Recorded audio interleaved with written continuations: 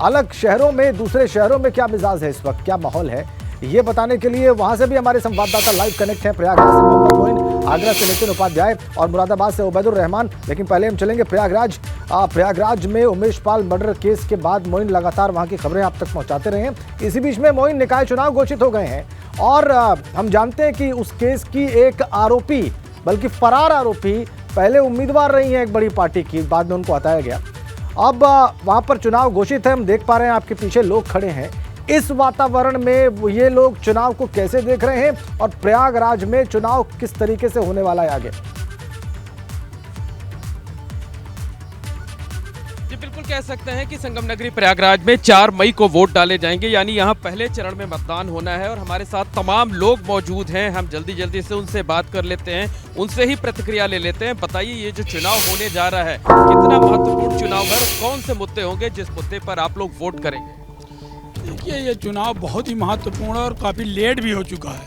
तो मेन महत्वपूर्ण ये है कि रोड, नाली, सोलिंग जो भी और कर जो लगाए गए हैं बहुत ज़्यादा बढ़ चढ़ के, इसे कम करने के मेन मुद्दे हैं जो कम किया जाए, जिससे कि हमारी यहाँ की जनता को रिलीफ मिल सके कर से, जो बहुत ज़्यादा वसूला जाए, कर भी कम हो जाए, रोड, नाली, सोलिंग की जो भी गंदगियाँ हैं, तो जनता को सुविधाएं मिले, टैक्स कम से कम लगे। लेकिन आप ये बताइए कि ये जो मेयर चुना जाएगा, ये महाकुंभ का आयोजन कराएगा, उस नजरिए से ये चुनाव कितना महत्वपूर्ण हो जाता है प्रयागराज में? देखिए, इसके पहले जब कुंभ हुआ था तो जो यहाँ की तत्कालीन जो मेयर हैं वो अपने हिसाब से सारा काम कर रही थी, सिर्फ उनको फंडिंग मिल पा रही थी जो उनके साथ लोग जुड़े हुए हैं, उन्हीं का काम हो पा रहा है, तो जो उनसे जुड़े हुए, जो उनसे संपर्क में है। लेकिन काम तो खूब हुआ था, लोग कहते हैं दिव्य कुंभ भव्य हुआ था, पर आपको मालूम होगा उसमें कितना बड़ा घोटाला भी सामने आया था। आप भी इलाहाबाद के पत्रकार, माने जाने पत्रकार हैं, आपको मालूम होगा उसमें कई सौ करोड़ का घोटाला मतलब केस किया गया था, उसमें आपत्ति भी लगाई गई थी। उसके बाद कुछ दिन बाद मामले को और लोग हैं, उनसे भी बात कर लेते हैं। आप बताइए किस मुद्दे पर होगा, जब आप वोट डालने जाएंगे तो आपके मन में क्या कुछ चल रहा होगा कि किस मुद्दे पर मतदान करना है? महोदय जी, आप समझदार हैं, बहुत ज़्यादा बताने की जरूरत नहीं है। आप बताइए कि इस समय मकान का टैक्स कितना हाई हो गया है।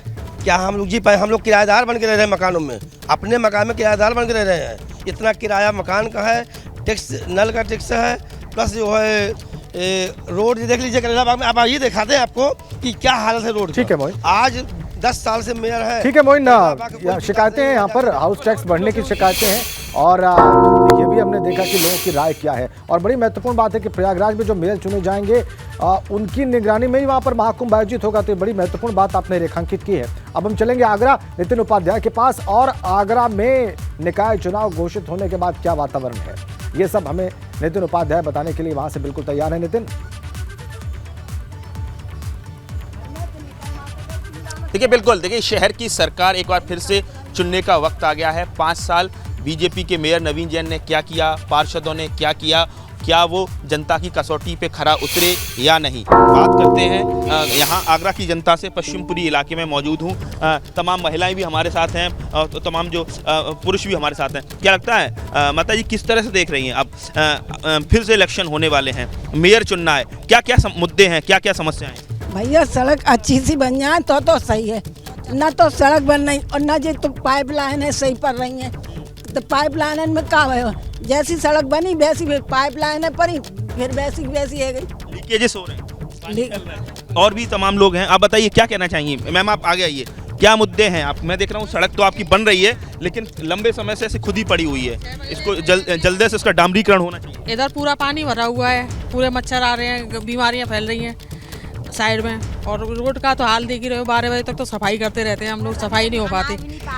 अभी तक हम लोग नहा भी नहीं पा रहे, सफाइयों में लेंगे। जैसे बड़े बुजुर्गों की 2 बार गिर चुकी हैं ये, अब कैसे चलिए काम कर रहे हैं। तो आपका सड़क का मुद्दा, और क्या क्या मुद्दे हैं? आप जब अपने शहर की सरकार यानी मेयर को चुनेंगे तो किन किन मुद्दों को लेकर जहन में रख के वोट करेंगे? हम तो सफाई, मेन हमारी जो ज़रूरतें होती हैं वो सफाई, स्वच्छता है, पानी का पीने का पानी है और सड़क है। अगर ये तीनों चीज़ें सरकार नहीं दे पा रही है तो ऐसे वोट डालने से फ़ायदा भी क्या है।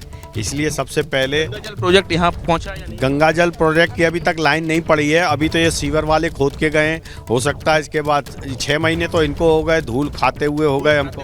देखिए तमाम और भी लोग हैं, फिर बात करेंगे। बीजेपी नेता अनिल सारस्वत भी हमारे साथ है। आप बताइए क्या लग रहा है कि बीजेपी का लंबे समय से आगरा में नगर निगम पर कब्जा है, वोट फिर आपको उन्हीं को देना है, चेहरा बदल जाता, पार्टी वही रहती है, तो ऐसे में सबसे ज़्यादा शिकायत भी आपको बीजेपी से ही? बीजेपी से है, पर क्या किया जाए, हम लोग परेशान।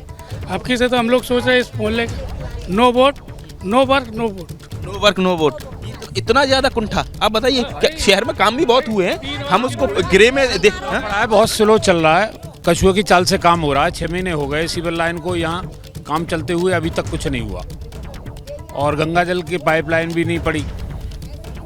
तो ऐसे साल में पूरे में ये खुदाई पड़ी रहेगी तो क्या? ठीक है, बहुत सारा संतोष यहाँ भी है नितिन, वो हमने देख लिया और हमने समझ लिया आपकी बातचीत से। वहाँ पर जो वोटर है वो कोई सीवर लाइन की बात कर रहा है, कोई सफाई की बात कर रहा है, और सबके असंतोष के अपने अपने कारण हैं, अपने अपने आधार हैं आगरा में। वो हमने देखा नो वर्क नो वोट भी एक मत वहाँ पर दिखाई दिया, एक व्यक्ति का, एक शहरी का। अब हम चलेंगे मुरादाबाद। उबैदुर रहमान,